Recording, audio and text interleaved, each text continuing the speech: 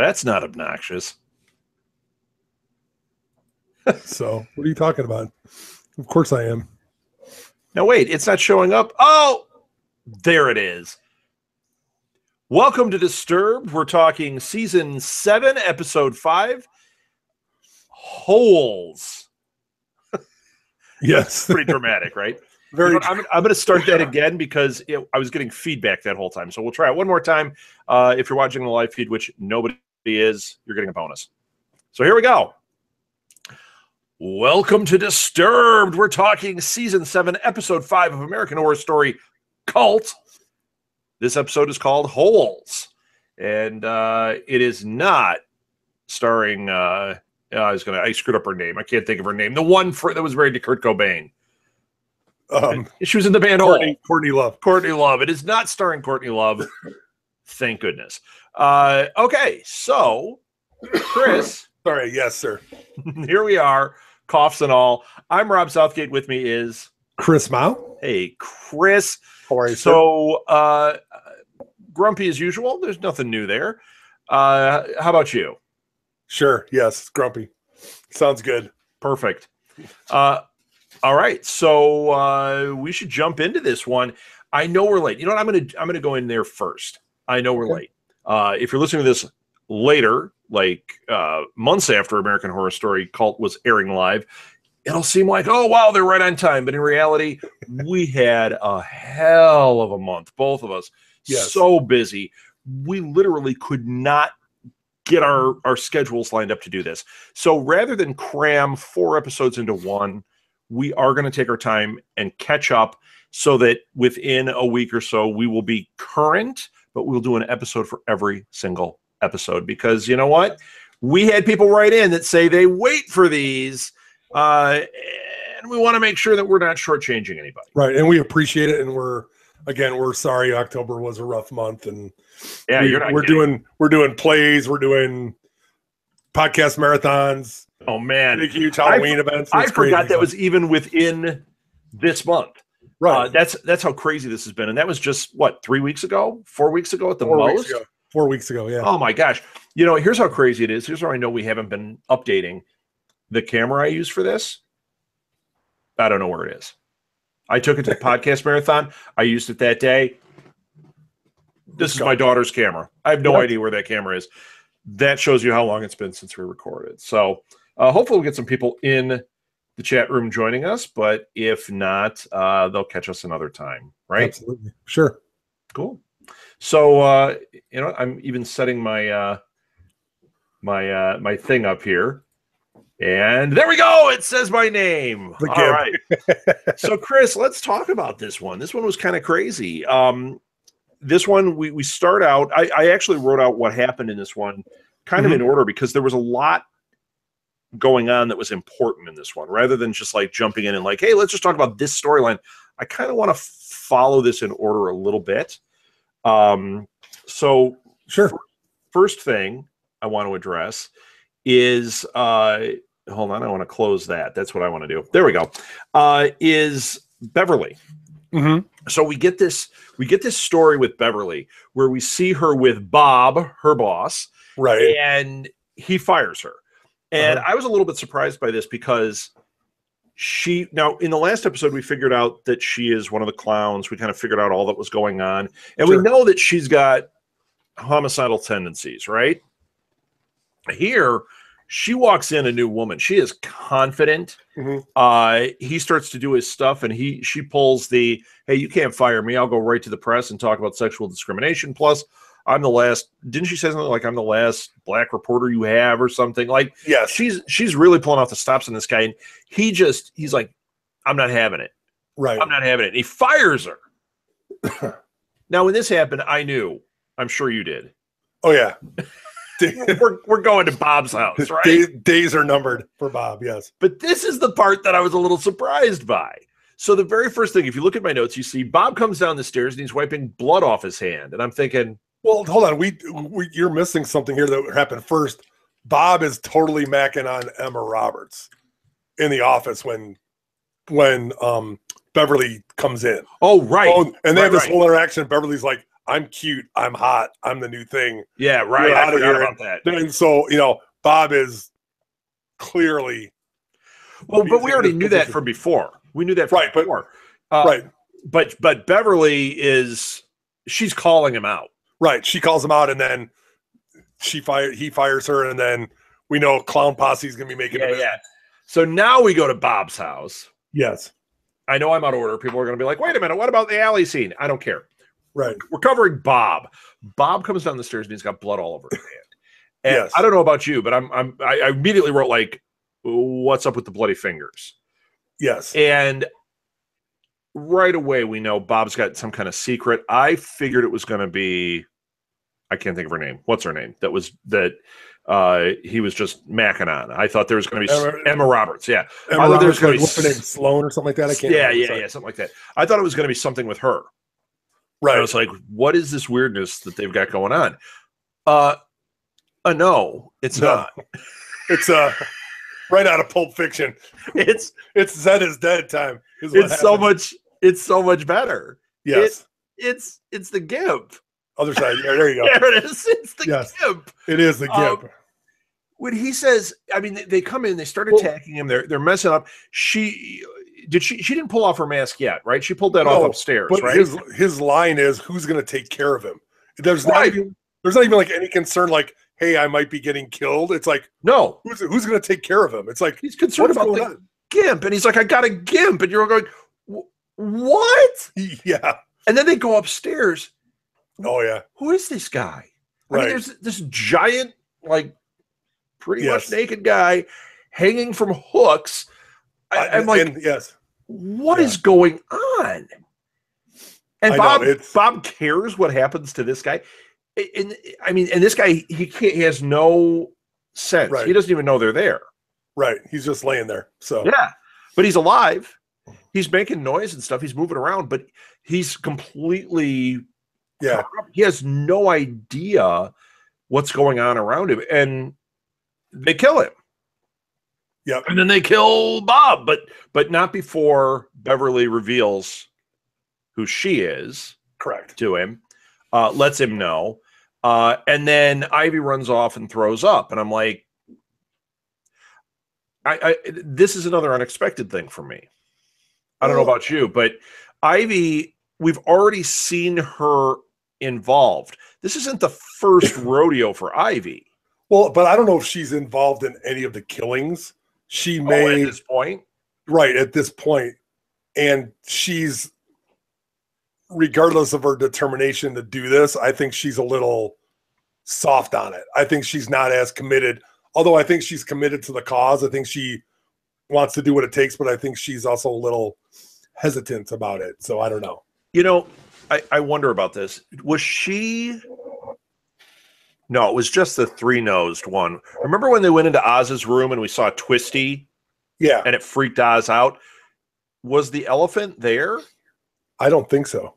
Yeah, I don't think so either. All of a sudden I was thinking it was, but no, I think it was just Kai in his three-nosed thing. And was the elephant at that couple that came back from the therapist that they put in the coffins? I don't remember if she was there either. Yeah, I don't think she was, because I think she was with Allie when that was going on. Well, because there's something coming up with Allie that will, now with Allie with Ivy that we'll talk about, because that comes up soon. Yeah, so maybe this is the first time she's seeing the actual murders, but she's definitely aware of what goes on. She knows what they were there to do to Bob. But the fact that she saw the GIMP, that had to be, freak out city. And then to see him kill Bob in cold blood, that's pretty rough. It's pretty bad. And the posse is doing this kind of on video, and they want to make it like a cult kind of thing, because they're trying to make it go viral, because they're trying to instill fear. Right. They're trying to instill fear. So they're videotaping it. They're doing some crazy slogan in Latin to make it like devil. It's like, no, this was so corny. This is what he said. We have to speak in Latin because it's scarier, and we need to get more press. And Beverly's like, look, they're never going to air this stuff. Right. Beverly in this episode, I started to get the impression that she's moving into a leadership role. We could, by the end of this series, see Beverly and Kai have major power struggles. Well, but I mean, they set it up, and if we can have to edit this out, we'll have to edit it out. But haven't Kai and Beverly kind of set the parameters that they're equal partners? That was last episode, right? Where they had their conversation. Yes. So I mean, that's already episode, right? Right. No, I thought that was last episode. Oh, it's okay. Doesn't matter. There were 3. So we're going to try not to skip ahead at all on anything, right. but that's why that's one of those things. Like there may be a scene we may be off on there, but I wonder if by the end of the series, right, there's a power struggle that happens. I don't know because he seems to have an agenda to build power. She seems to be a psycho. Yeah, she does, but I think she's just tired of getting stomped on and being put down, and so she sees this as a way for her to get what I think. I agree with that. I agree with that at this point, but I have a feeling like for him, everything is very calculated. For her, right. It's calculated leading to killing. Right. And her killing Bob is kind of like a serial killer's first step of like, sure. Wow, I was able to do this. Sure. Well, it's obvious she's been involved in the other things. Right. Well, she's involved in this, and then, as part of her power struggle or power seeking thing, she turns to Kai like almost immediately after this and says, RJ, the cameraman, is weak. Yes. And we need to kill him. Yeah. And so like I was a little confused here. Right.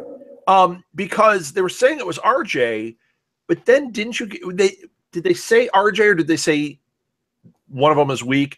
And then they were really making us think it was RJ, but I wonder if they were talking about Allie or Ivy. Ivy. Well, no, because RJ, and when they sacrificed RJ, it was like RJ's worthless. So he's the one we're going to use to try to manipulate her because she threw up. I don't know. I mean, I think everybody's first kill, they're a little hesitant. I think even Winter was kind of put off about the first kill, but then after that, it gets a little bit easier because once you commit one, I mean, think about Harrison. Harrison's first kill, he wasn't all to jump in there. He needed to be kind of prodded, and that's okay. Yeah. But RJ was weak in the coffin killing, right? And then he's kind of weak in this one because he's kind of mumbling around. So Beverly's like, we got to kill RJ, and then I think Kai uses that as a test to check everybody's loyalty because he basically was doing when he did the nail gun thing. Right. So they take a nail gun and that was all to test loyalty, and every one of them stepped up to the plate. They all did, and they did it. And I couldn't believe Ivy pulled the trigger. She did it. She was fighting with it, but she did it. She did. And so did Chaz Bono. Yeah. Well, and you knew Chaz did not. No. He didn't look. He dealt with the cutting off his own arm, but he did not look happy about doing that. No, but I don't think he was as hesitant. He was willing. He was willing. You're right. I mean, I hate to say it, after one, what's the difference? Seriously, once you kill one, you're already. If you're committed to this whole scenario, I guess you're all in. There's no just the tip of the knife, we'll call it. Yes, tip of the knife. So and then after they kill Bob, we forgot a little moment. Bob. Immediately, the next scene we see is Beverly outside reporting. Oh yeah, that Bob's dead. I was like, "Wow, this is gold. This is nuts." Oh yeah, I really enjoyed this episode. I thought this was kind of hard to watch because there were so many like Allie with the holes in her neck and the bugs. I'm like, yeah, I didn't need to see that. Well, and the Bob scene with the gimp was really graphic. Was really bad. I mean, it was the most gory I think I've seen this show. You think gorier than Twisty? I think so. Come on, with the gimp. I mean, again, I'm going to give a big spoiler alert here, a big gross out alert. Turn off for a second. I'll wave when we're done. When you see the skin rip off the hooks, that's bad. That was really, really bad. And they gut Bob. So I think it's bad. I'm going to go back and wave and say that's it. But so I think that's really gory. So I was remembering the first time when we saw Twisty gutting people, but this might have been worse. Well, that's expected. I mean, come on, he's walking around with a big hatchet. You don't see that, but this and missing face, right? And missing, yeah, that's that was pretty gory. So that's good. But yeah, and so they do all this stuff to get their viral, and I think they get viral for it, don't they? On the internet, they don't show that on the news, but doesn't it get leaked on the internet? I can't remember that. I can't remember. I think that's what it is. Whatever it is, it gets seen, and it's I'm sure it's on the dark web or whatever. I'm sure it's going around. Sure. So, okay, now that we got out of the whole Bob thing, that was a short part of it, but my gosh, right? There was a lot of crazy whole thing. There was a lot of dynamic about the clowns, how Kai is manipulating his group to get them suckered in and loyal to his cause by committing these murders.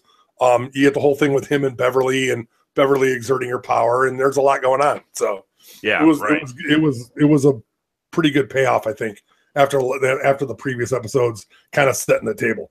But then we get to Allie. Yeah, this is a big Allie episode. This is a big Allie episode. So I do have some questions between this episode and the next episode, so I won't spoil anything. But I do have some questions that on second viewing came up. Yes. So Allie's at home. Well, first off, she sees Harrison. Doesn't she see Dr. Vincent first? And then wait, when did she see Dr. Vincent? So Dr. Vincent's almost like right away after the murder. Oh, right. That's when she does the holes in her neck thing. She does the whole things, and the doctor can, somehow Allie, after doing all this, convinces herself that it's just stress from the breakup. But then she makes a really pretty significant realization because she realizes that Ivy prepared for this divorce, this split. This is the scene where she's like, it's almost like she knew what was going to happen. Right. That was a really big moment. That was a really big moment. You're like, aha. Yeah. And now, note, the therapist didn't react. No. I have thoughts about this therapist, but yes, he didn't react. She said this. She's starting to suspect. And what ends up happening later in this episode is her suspicions grow. Well, as we know, Allie is part of the whole thing, or not Allie, Ivy is part of the whole thing. Right. But Allie is having her suspicions, but Allie is too wrapped up in her own stuff to see it clearly. I mean, and I wouldn't see it clearly. I mean, but a good number of these kind of divorce things, especially with a big age difference, you could see this coming a mile away. I think we talked about it last episode. There's a lot of problems. There's a lot of red flags. And obviously Allie, Ivy prepared for this because there's a lot going on, and Allie is not in touch with anything that's going on in the restaurant. So yeah, truly. And okay, well, so anyway, she sees Harrison removing something. Yes. She sees him kiss the detective. Yes. Now this is sending up red flags for her all over the place. Sure. She goes over there. This is the part to me. I wrote out here like she goes over. It hasn't. Every time she's done this, it has not boded well for her. No, it's this It's this white empowerment. I can do whatever I want. I mean entitlement. The entitlement. Yes. Yeah. Sorry, I did empowerment. I mean, it just reeks of this. I'm going to do whatever I have to. It's like, why would you go over there? Yeah. After everything that's happened, why? Right. Why? But she goes over there, and hey, she goes over, and lo and behold, she finds Meadow in a grave. Right. And she goes, help me. I'm like, oh my gosh. What? Yeah. Well, because I don't know about you, but I was thinking it was a setup. I wasn't because Meadow, they had even talked about it. Where's Meadow? And, Meadow's kind of a pain in the butt. And Kai, I think it was a previous episode, kind of had some, not words for her, but, was kind of tired of her complaining. So it would seem like, oh, she's out of there because Meadow is not part of the jail scene. The way it happened and the way it went to commercial immediately after her help me, when it happened, I was like, wait a minute, is this a setup? Well, it appears like it could be, but Allie doesn't help her. Allie goes, I can't help you. Yeah, right. The police runs across the street to call the police. Yeah. What the? I mean, yeah. You're gonna but you know what? I actually can understand what happened there. I mean, like, I know part of you was like, no, you save her, but there's so much craziness going on. Right. And seeing her in this grave, it either means I've snapped and it's not real, or a lot of this is really happening. Me taking the time to help her out probably means I get killed. So if I run and I call the police, at least somebody's on their way to help with the situation. And so plus, Meadow is not her favorite person on the planet. So, you think? No, I would have. Here's some Taco Bell coupons. Right. I would have really loved if she would have piled some dirt on Meadow, personally, like, because she runs back and kicks some, and then runs away. Takes a shovel here. Here's some help. Die quicker, and that's it. So Die quicker. Yeah. Throws a fish hook into her. You're like, it's another gimp. Right. So she runs back home. Yep. She tries 911. Then she calls Ivy because she doesn't know. Her suspicions are not about this. Her suspicions are that Ivy, it's premeditated, this divorce, or this breakup, but she has no idea. And she calls Ivy. Sure. And don't they have phone problems? Yeah. Is this where did Meadow come to the window at this point? So, yes. Or was it before? Did she call the therapist, or did the therapist call first? Because remember, the therapist calls and she goes, how did you know to call me so fast? He goes, Ivy told me. Right. No, she sees or is this does Meadow come to the window and tells her? I think that's how it went. I think that she came to the window. Meadow tells her about the cult and says Ivy is part of it. And then, yikes, bag over her head. It's got to be Harrison and the cop. They pull her out of there. Right. It's like, what is going on? This is where the therapist calls, or maybe it's at the next scene, but the therapist calls and she goes, how did you know to call me? Right. And she's like, oh, it is, because it's after Meadow told her about Ivy. And then she says, I'm not wrong. There's stuff going on here. Right. And the therapist tries to talk her down. Sure. And I'm going to save my thoughts for him on the next episode. Boom. Yes. That's going to get you. Okay. So now let's see, we can finish out with her. So that, I mean, actually, that finishes her. We didn't see what happens next to her. No, yet. we finished her, and then we cut to RJ tied up. RJ tied up, and then the nail gun thing. Gun. Which we jumped on, and then we get a pinky scene, which are my favorite, right? Yeah. We get the pinky scene with isn't it Beverly? It's Beverly. This is why I think there's going to be a power struggle, because Beverly pulls his crap on him and gets him to tell this crazy story about his family. Oh yeah.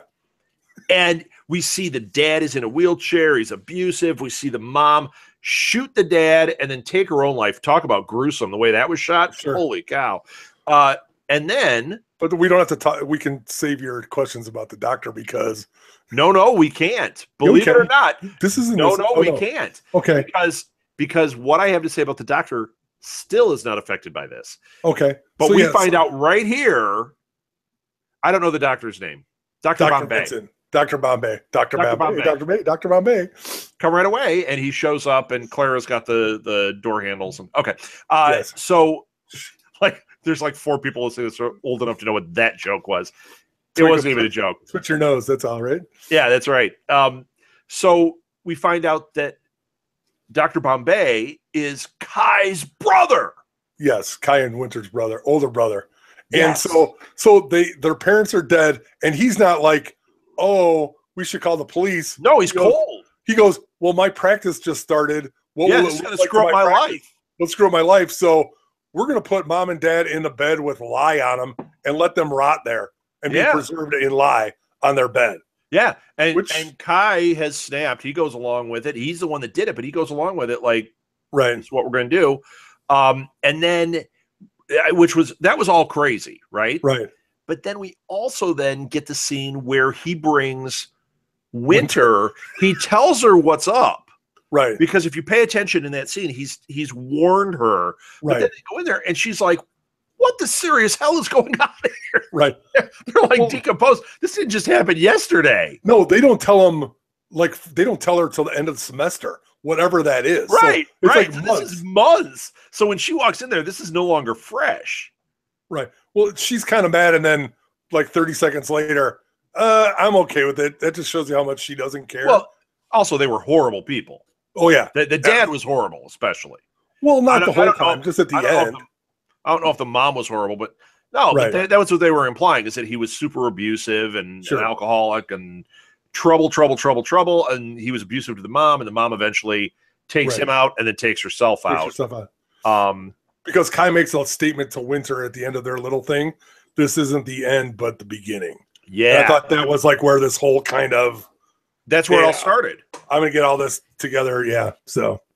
That's where this whole crazy idea was born in him, was when he was left alone with the dead parents. Sure.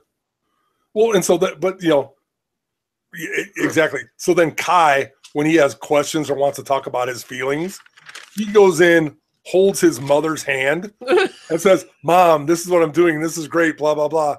And then literally just, pardon my French, shits all over his dad's like, you're a mother blanker. Blah, blah, blah. And so like, I mean, this is like right out of Psycho. And like all these, I'm like, I like look at this. I'm like, oh my God. It was a crazy scene, man. You're like, what is going on? Yeah. And what's happening? It was great. And so that's great. This was to me, this was one of those, the whole thing with the parents, seeing what happened with Kai. I thought this was just so well done. This elevated the series. We got, I mean, I've been enjoying it. I thought it was a rough start. It was hard to watch in the beginning. It's gotten deeper, better stories going on. But this scene between the GIMP scene, which was amazing, and the winter scene, and now Kai's flashback, we learned so much, and it was so well done. And I mean, that was some crazy stuff going on. Yeah, there was a lot of weird stuff, but it explained a lot and kind of, I think, set the table for the remaining, what is our 12 episodes? So the next 7. I think this got everything kind of in one direction, got everybody's ships in a row. Yep. And it kind of explained, I mean, it explained some stuff with the doctor. How was he involved? Because, maybe we know that it's not really the doctor manipulating it, and we'll talk about that later, but this is Kai's baby, but the doctor is very complicit, and, he's obviously part of it. So what's happening? Well, and we'll see what I think about all that in the next episode. And one more thing, we talked about the clowns. We finally got the breakdown of all of the clowns because we thought the doctor might be in it. Where Hands in the Head is Beverly, Three Nose is Kai, Elephant is Ivy, the one with the blue eyes, the female clown, that's Winter. RJ was in there. RJ was in there. The clown with the big teeth is Wilton. The one with the hair is Meadow. It's got like the crazy hair. And then the detective was the Brain, which I never saw coming, and that's what. And I couldn't remember what RJ was, but he gone, so it doesn't really matter. He's gone. So we didn't nail gun to the head, right? But we don't now. We know from what we know is the doctor's not involved in the clown posse, even though we thought he might be. Right. At least from what we saw there. From at least what we see. So I mean that may reveal itself in the future. I don't know. I can't remember that far. So, but we're dealing with short-term memory. We're like Memento. We've written down just enough to get through this episode on our arms. Your Guy Pearce. Hey, what's going on? So I'm going to end it. And let's end it. The next episode. So thank you for listening, everybody. Follow us on Twitter @DisturbedPod. Follow us on Facebook @DisturbedPodcast. Follow us everywhere that you can find us. Give us ratings and reviews on iTunes, Stitcher, Google Play, TuneIn Radio, wherever you get this podcast. Please rate us, review us. It helps other people find the show. It really just helps boost this whole thing. Share it with your friends if you know other people that like the show. Share it and help us out and do that kind of stuff. That goes a long way too, especially Facebook, Instagram, Twitter. So now I did put up a poll a couple of weeks ago, and we did get a couple of responses because I was asking, we have a lot of people that listen to this. We have a lot of people that respond now. We're getting a lot more momentum with people talking to us. And I said, if we were to keep it going in the off season, what would you want? And I gave some options. I threw a poll out there. I said, do you want us to do a different series? Like before, I know Jeff and Scott did Scream. Mm-hmm. Do you want us to do a different series? Do you want us to do horror movie reviews? Do you want ghost stories? Or do you just want like horror news BSing around? And what came back, number one, was more of those ghost stories. Sure. Just maybe we can do something like that. We'll just get together and like we'll each pick a couple and we'll come on and we'll just kind of tell them and kind of freak each other out, and that'll be it. So there'll be some short episodes here and there.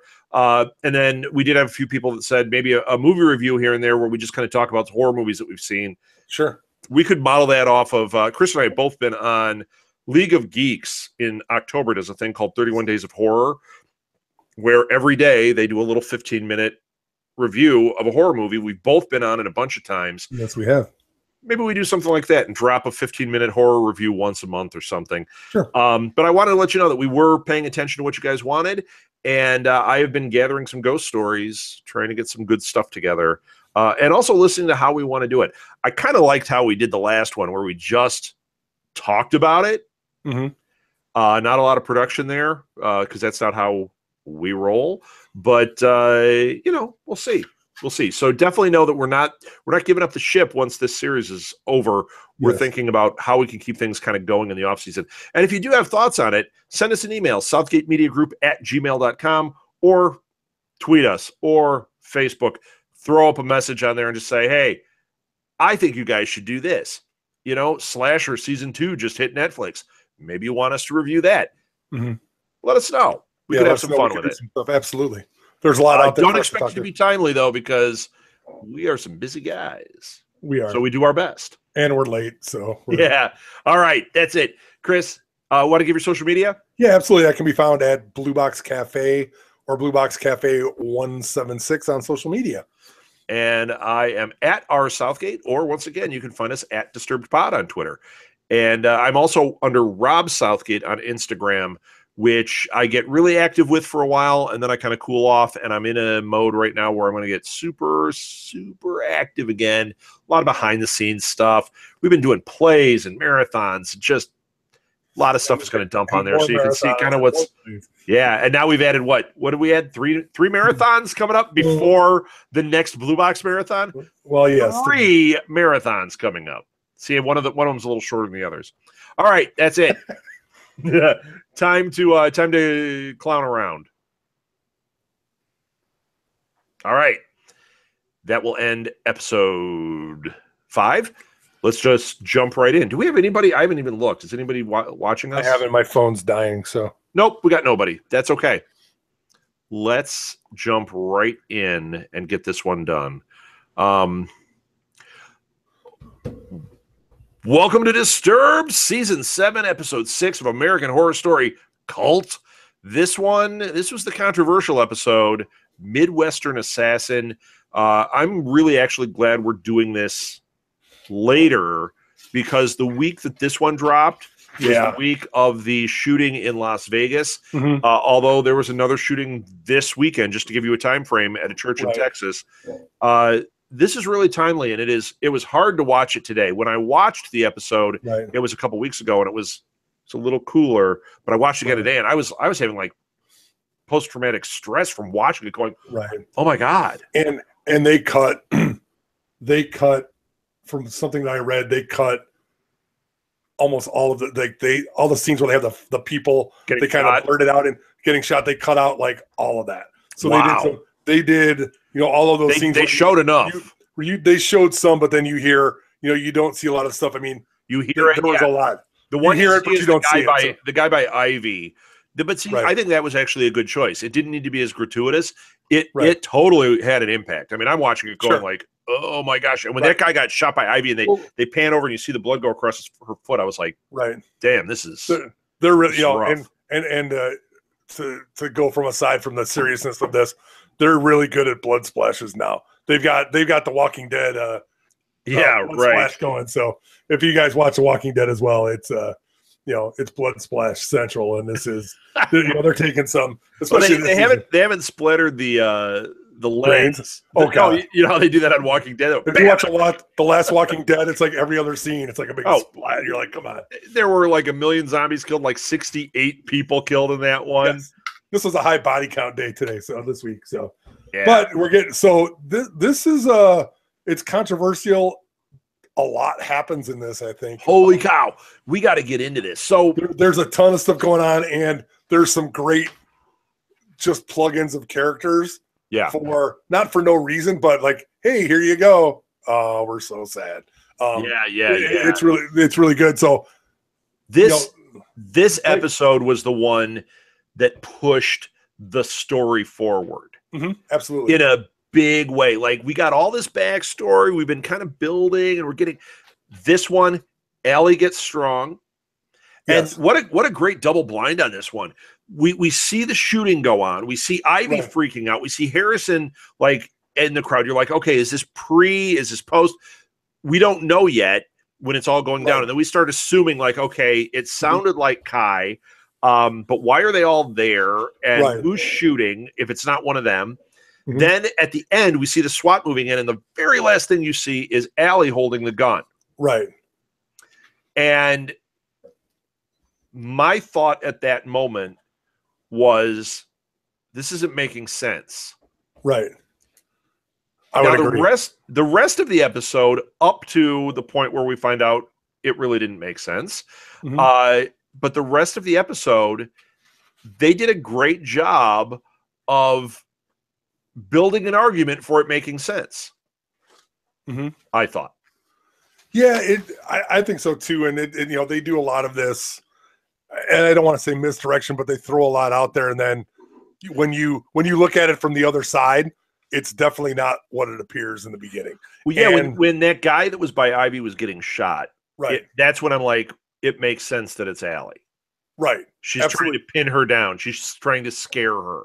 Sure. And there's a lot of, and it seemed very angry as most of those do. It wasn't like somebody just came in with an AK-47 and opened up. There was some significant. It was a pistol, which is what she had in the house. In the house. So yeah, absolutely. So there was a lot going on, and when they showed the shooting, they showed clearly you could see it was a woman's hand shooting. Yes. Mm-hmm.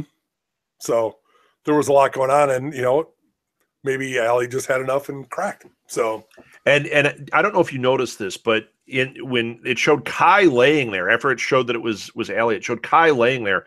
There wasn't like a pool of blood. No.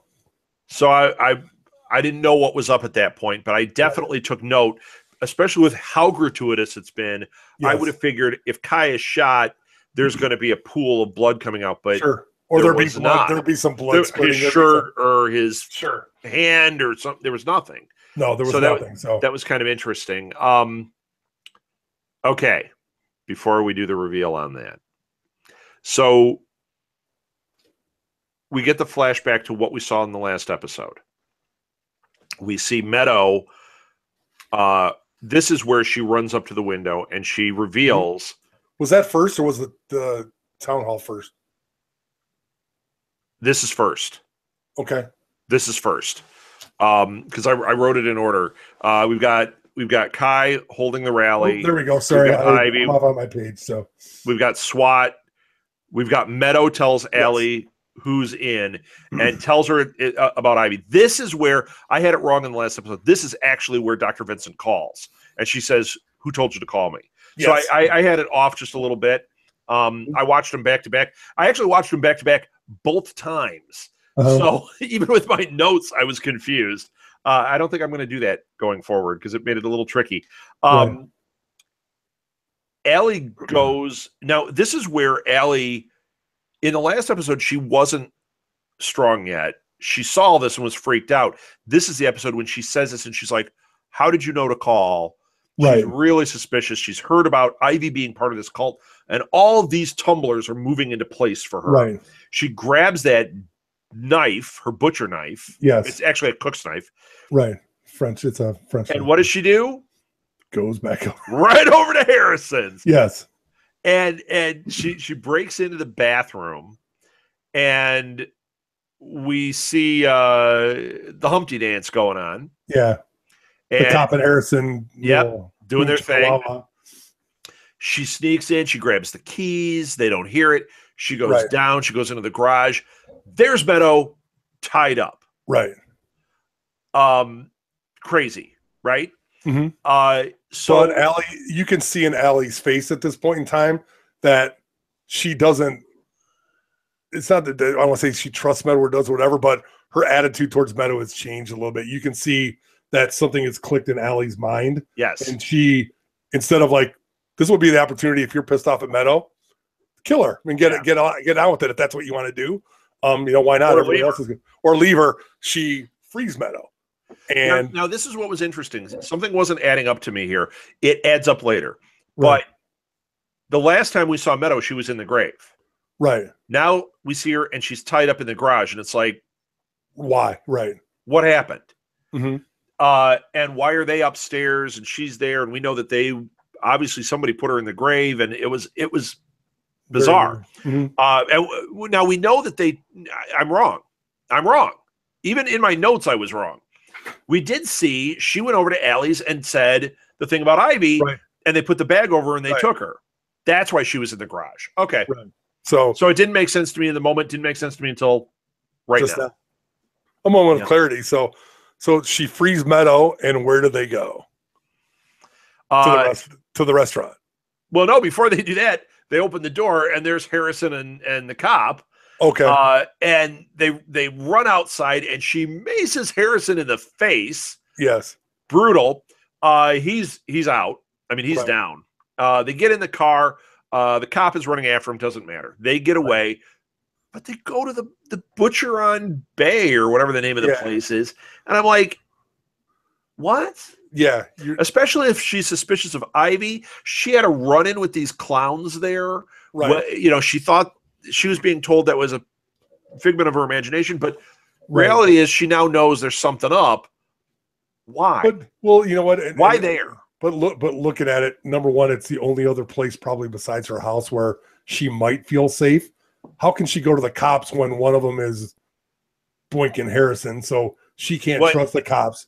She did say, I can't leave without Oz. Right. So she had to. But go to a Motel 6. Go. Right. Yes. Go someplace. Go to a McDonald's. But they don't have. Where it's all lit up. Right? But she doesn't have any money because aren't all the credit cards stopped? Didn't Ivy stop all the. I know. She's, You know what? You can go into McDonald's and use the bathroom and you don't have to pay for anything. Correct. But go someplace. I would go someplace with your lit with your big French knife. Yes. And a girl don't bring the knife in. Right. Well, You know what? Go to Walmart. This is not the craziest thing they're going to see at Walmart. No, not that night for sure. Right. I've seen. You ever see a picture of the woman with the pants, and then she's got her boobs tucked down into the pants? Yeah. It's the greatest thing ever. I thought that was you or I. That was a Lil. So.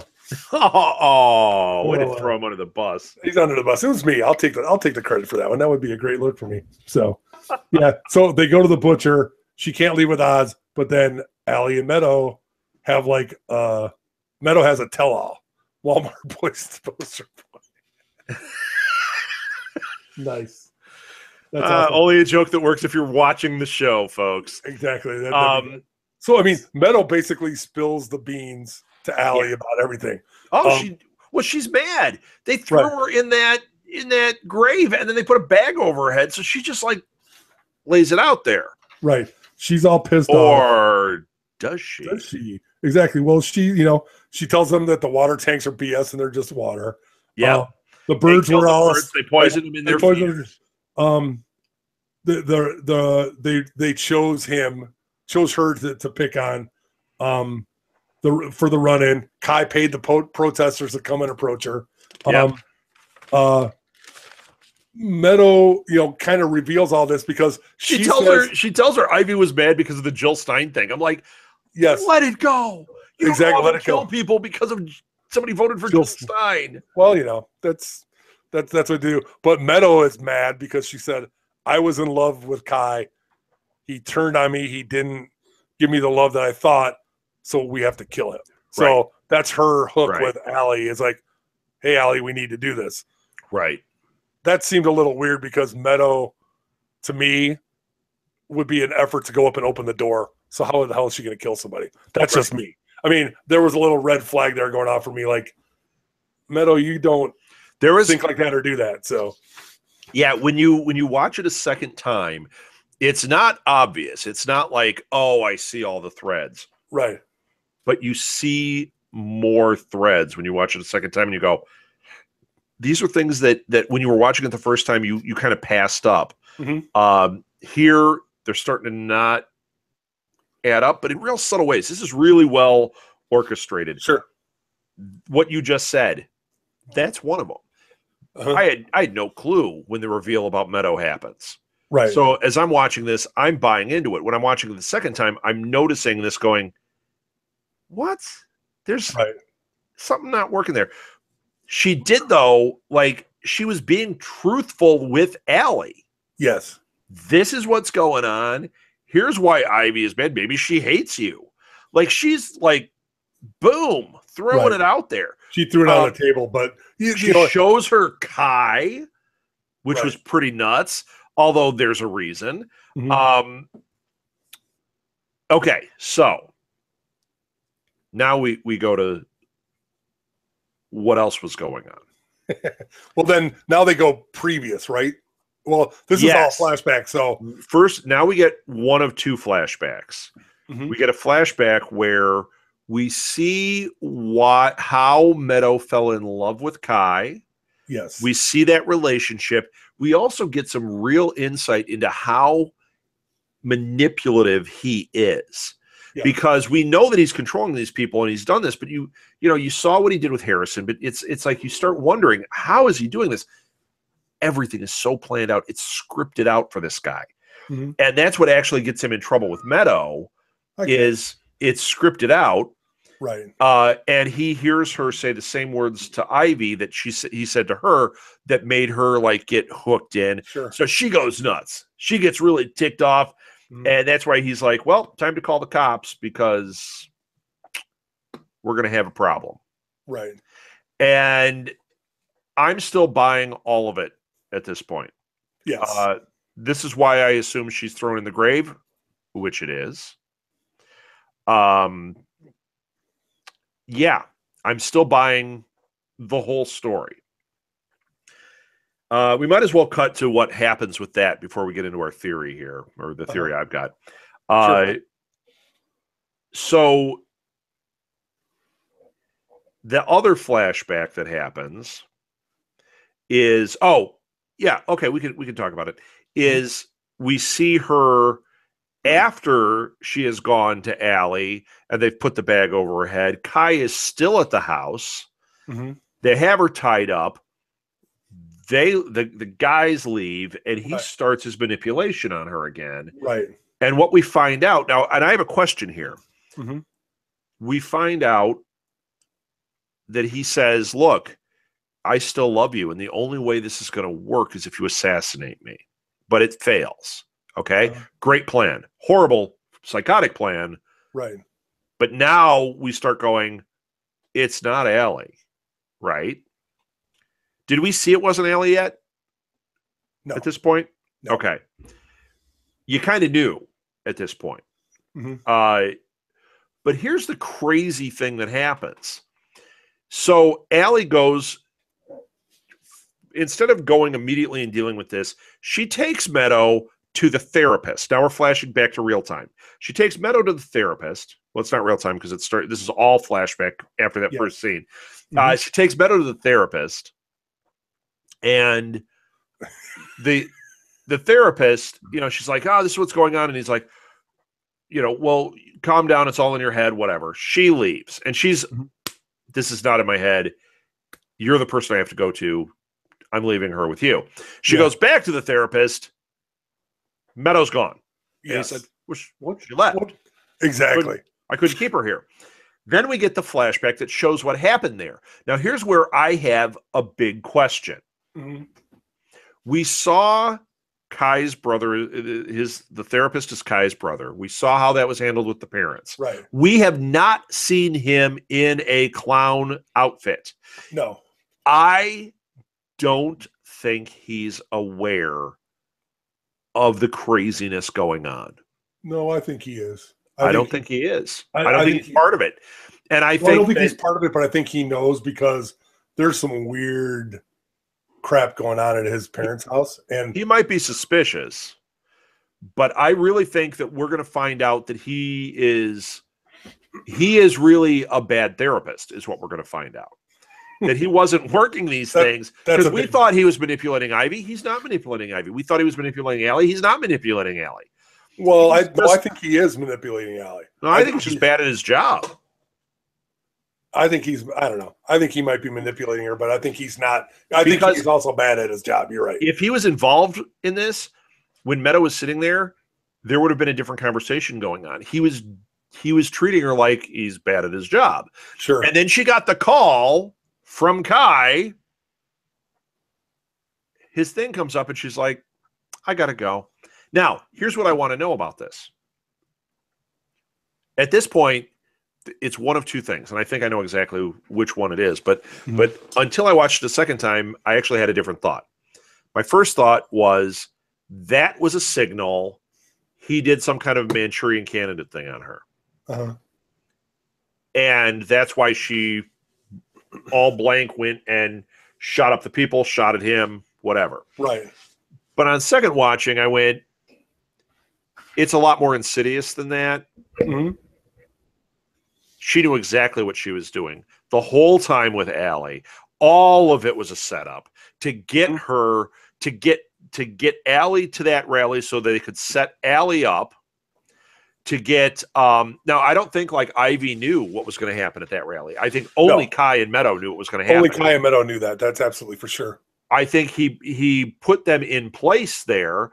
So now he's a martyr, and they're going to be even deeper in his web. Right. But the fact that she shot herself at the end of it, it was like, wow. Now, here's a big flaw. And maybe not. When we get to the next episode, maybe it's not a flaw. I truly have not seen it, so I don't know. Mm-hmm. But there were witnesses. She didn't shoot everybody there. Yes. And SWAT was coming up. She shoots herself. And Allie gets the gun, and they run up, put the gun down. They clearly would have seen Meadow shoot herself. And because if you watch that scene, they're coming up on it as it's happening. And so there's a lot of forensic science that will prove that it wasn't Allie. But even in the moment, they're not going to arrest Allie. Well, they might because she might be part of it. Because she was there, yeah. I mean, she was there. She has the gun in her hand. She obviously approached the killer. If she approaches the killer and grabs the gun, she would be under suspicion. Plus, didn't she kill her cook? She killed her cook a few days ago. Roberto. Oh, she's suspicious. Yeah, she did. So I mean, there's all sorts. Oh, I forgot about that. There's all sorts of It's not like she's Little Miss Innocent. She's got some stuff going on. So I mean, they probably would have arrested her, and then or at least investigated her. Right. I miss her. Is it Roberto? I can't remember his name. I don't know. I just made that up. Yes. Yeah. So. So yeah, I'm really not convinced that the therapist actually knows. I think that he's self-absorbed. I think that he would not be opposed to some of the things going on. Sure. But I think like the stuff with the parents, that was not killer instinct. That was survival. It's going to ruin my career, and this is all about me at this point. So I'm out of here, and I'm going to leave you trash here to deal with it. I really think that's all that was. And I think the fact that it's a perfect storm that they're all involved there, but I think we're going to find out he doesn't know. And it's something's going to break bad for him. When he's confronted with Kai, it's going to all come to him, and that's when it's going to be really bad. Yeah, I don't know. I'm not I don't really have an opinion one way or the other on those guys. So I think he knows somehow or some way.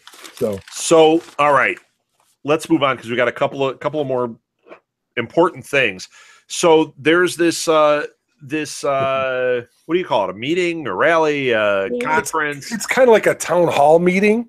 Yeah, and Kai's doing his thing. This is Kai's before we see who's shot. He's shot. Right. So, and then lo and behold, American Horror Story favorite, Mayor Winningham shows up. Yes. And she was great at this. Right. I went to Berkeley. I've seen it all. Right. Her name's Sally Keffler.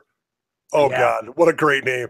And she's great. She takes Kai to task, and she's like, you're not a conservative. Like the things she said, she's like, I know conservatives. Right. I interviewed Barry Goldwater. Exactly. I know. You're like, you know what? And I love how she calls it out, and she calls out what is happening. And I know that it's all, politically charged and everything, and people are like, I'm Trump, I'm not.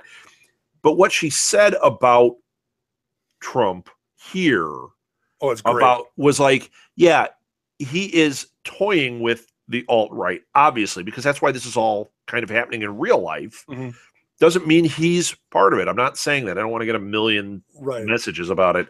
What I'm saying is he obviously he would not be what's considered a conservative. No. He fits the mold that they presented here more. Right. Well, that was her line really interesting. This is her line about it. You are a reactionary. Yeah. They are the garbage. And then all of these other people are the flies that come with the garbage. Yes. So it's fantastic. She's just like, she basically boils down to is none of these people are actual conservatives. They are just garbage. They are just garbage in reaction to it. And then people. And then she turns to Kai and she goes, what is it? A young man's certainty is also his burden. Yeah. Like literally just like your cockiness because you're young is gone. And then she goes, I will relieve you of both. So she basically just lays down the gauntlet. You're human garbage. That's great. Yeah. Like basically says you're full of BS, calls him out for what he is, and then lays it on the line and gets the crowd, which was very pro Kai, to be pro her. Yeah. And and you knew at this moment she was dead meat, right? Oh yeah. No, you knew. Yeah. You knew. Well, you knew something was going to be up. That she's opposing him. But I mean, and then Kai's like, well, sorry, you can't run. You can't get your name on the ballot. It's me and Billy Joe Jim Bob over there at the end who looked like a deer in the headlights. She's like, well, that's why I'm going to go to the officer and say, I want to do a write-in candidacy. Yes. And Kai just is like, Kai handled it pretty well. Yeah, he hit it really well. Said, great job. You're a very worthy opponent. All the while, but us watching it, we're like, you're so dead. You're so dead. Get some Feo over at your house because the clown posse is coming. So the insane ICP. Yes. That was pretty nuts. Here's where it gets really weird. Allie goes to her place to tell her everything that happened because she thinks she's going to get some kind of help from her. Yeah. That was a little convoluted, but okay. All right. I'm along for the ride. The whole time she's telling her, I mean, I don't know about you, but I'm like, where are the clowns? Yes. So, outside, for Judy Collins to come on because she's out there singing "Send in the Clowns." Yes, exactly. The clowns. Like, that would have been the greatest thing ever. She's on the porch singing. They play that. I prefer it having Krusty. They should have had Krusty singing it. They could have had the Simpsons on TV. Right. That would have been great. Just show you a thing when it says Krusty. It's KRUS. Isn't it rich? Yeah. They can do that. They're the same company. Why not? They can do that stuff. Brought to you by Fox. That's yeah. Right. By Duff Beer. Duff Beer sponsors it. It'd be Duff. Great. Duff. Yeah. Mr. Burns shows up. Yeah. It'd be... The clowns come from Duff Gardens. Yeah. So they the clowns show up and Kai pulls that mask right off. He's like, well, so yeah. What does it matter? You're dead. He sends that email and he's like, Facebook, man, you are old. I'm like, wait a minute. That's how we do things. That's how we do things. Dang it. Hold on. There's a whole lot of great things because Sally is like sitting there rolling a joint And Yes. Kai go in normal and then the clowns come? No. Or not? No, so he gets her, she's like rolling a joint, like not having a real care in the world. She's kind of like, oh yeah, this is going to be great. And believing Allie too at the same time. Yeah. So she doesn't believe, but she also doesn't feel fear. She's just like, okay, this crazy stuff, this guy's a nut. Right. And all right, we're going to deal with this. And yeah, we're going to deal with it until you hear the window crash and in come the clowns. Right. And because I think jokes about that, sending the clowns. I really think Kai goes as Kai. Yeah. And then the clowns come because they're talking. And then she does it. But whatever, the great line about the suicide email on there is she goes to him, no one's going to believe any of this. And he goes, of course they will. It's on Facebook. What a great line about all of that stuff. And then, of course, Allie's upstairs, Rob Quest is doing whatever she's doing. And Sally's getting murdered down, in her living room. Yeah, and Allie's hiding in that bathroom. Right. And then, so this was crazy too. Ivy leaves and goes up there. And she's searching for Allie. And Allie makes a noise, and Ivy goes right to the bathroom. Right. This was nuts. She sees her, and Allie goes, Ivy? Right. And Ivy just stands there frozen, and then they're like, come on. And she just leaves. So those clowns must not have known Allie was there. No. Only one who did was Ivy. So yeah, that was really crazy. So what we have now is Ivy did not kill her. Now, here's what I wonder. Did she leave her alone because there was a glimmer of, this isn't me, I'm not just killing her? Or does she know the plan enough about the Manchurian Candidate thing that they're going to set Allie up? She may not know, because what did he say to her? We're going to make sure that she can never get Oz. Right. And this would be the way. So maybe she knows. She may not know, because I really don't think that they knew that there was going to be the shooting like that. I think all they knew is there was going to be a setup. Right. Let her be. Let her get freaked out. We're manipulating her so she does something crazy, and that will ensure that she can never get Oz. I think that's what was going on. I think we were being led to believe maybe that Ivy's heart was growing. No, I don't think that was the case. Or that Ivy just doesn't have she can't do it. She's not as committed. But I don't think that was it. I think it was, they knew she was there. You go up there, let her see you, and don't do anything. Yeah, maybe. I don't know. I get from me personally, the way that Ivy acts is Ivy's very, she's like into it and wants to do it, but I don't know if she's really committed and wants to go the whole way. She's not as nuts as the other people. Like Winter's like completely crazy. off the deep end. Yeah. Harrison's off the deep end. Beverly's off the deep end. And they're committed to do whatever they need to do. Where Ivy says, "Oh, I'm going to do whatever I need to do, but I'm really mad about Jill Stein." I think that kind of sets it up. Although I think she's willing to do stuff. My opinion is I don't know if I don't know exactly what happened, but I think your point is valid. Maybe Ivy did know that. Hey, if you see Allie, don't do anything to her because something's going to happen. Right, because we got to. If you kill her, because she said, "I can't kill her." She said that earlier. Right, I can't kill her. Here she was confronted with it. She didn't kill her, but maybe she knew. Right, like, we know you're not going to kill her. Go up there, see that she's there, so that it just maybe this will tip her over the edge. Sure. And hold on, she's like everything else crazy. Hasn't tipped her over the edge. I mean, right? Yeah, but this, now that she knows Ivy is one of them, she sees her in the clown thing. That should be the thing that does it. What she doesn't know is Allie has gotten stronger through this. Mm-hmm. So, I don't know how much stronger she's gotten. I think she just has. Oh, I think she did. I don't know. I think she made dumb choices, but I think she got stronger. And I think her even being at that rally, the fact that she was there and she was going to confront. She was in plain sight, but she wasn't the one that was going to do the shooting. No, absolutely not. So, well, no, because Meadow's gone. Allie has no idea where Meadow's at because Meadow left the doctor and Allie has no idea. So Allie has no idea that Meadow's going to be at the rally. I think she's just I think she was confronting Kai at the rally. Yeah, probably to get there. Are we going to talk about the other scene? What's the other scene? Pinky scene where Ivy and Kai get kind of together. Pinky. The Pinky scene, because I think that's a pretty that kind of confirmed what we thought. Ivy meets Kai. They set it up. Ivy and Winter have met before, which we had surmised, and Ivy and Winter kind of had a thing because of wasn't it after the Jill Stein? Yeah. So, Ivy's pissed off about Jill Stein. Yeah. She's mad. Winter befriends her because aren't they at some rally or they're at something where she's pissed off, and was it a protest? And I don't remember what it was. Winter and Ivy all of a sudden hook up. Hey, they're more the same age.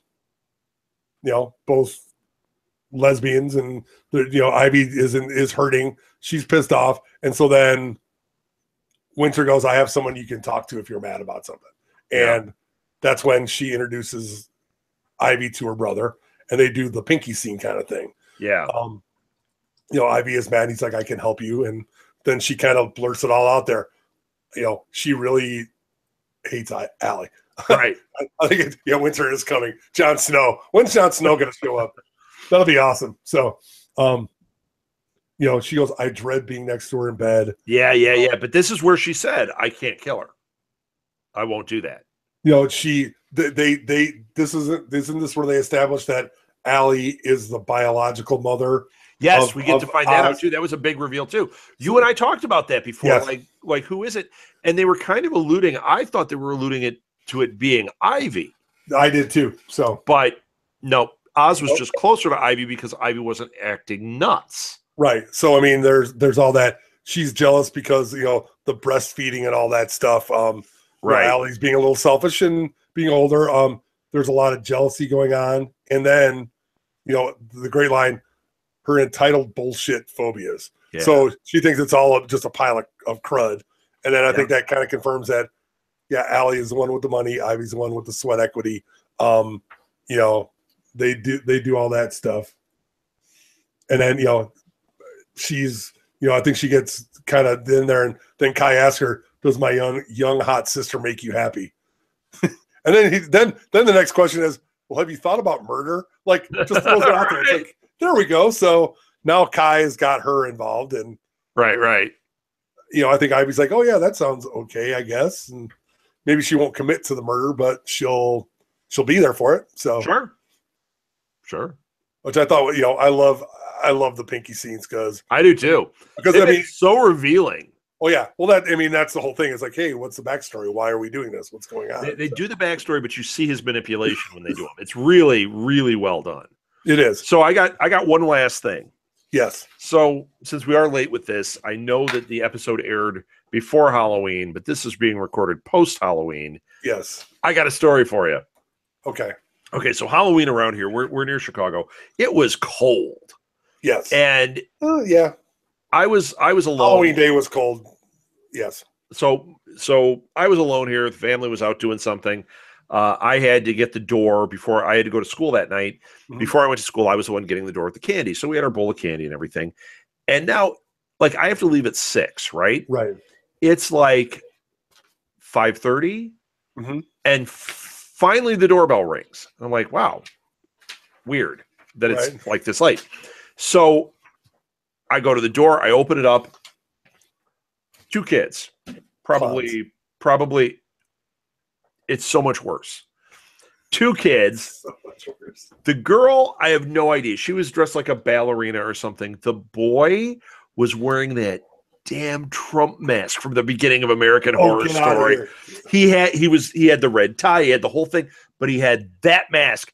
And he's just standing there, and she goes, "Trick or treat," and he never said a freaking word. And I put the candy in, and I'm like, this is really upsetting. And he just stood there, like stone, and then walked away. And I was like, I don't want to be alone. What the hell just happened here? Did you hear the music? Dun, dun, dun. Yeah, right. I saw the thing go like, eh. It was truly frightening.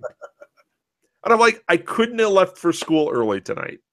That's right. Oh, yeah. And the crazy part about that too. So then it goes, dead. There's, I get like one or two, and it's like, it's really cold. And it's like people with their real little kids after that. Cause it's like, okay, we're not going to miss Billy's first Halloween.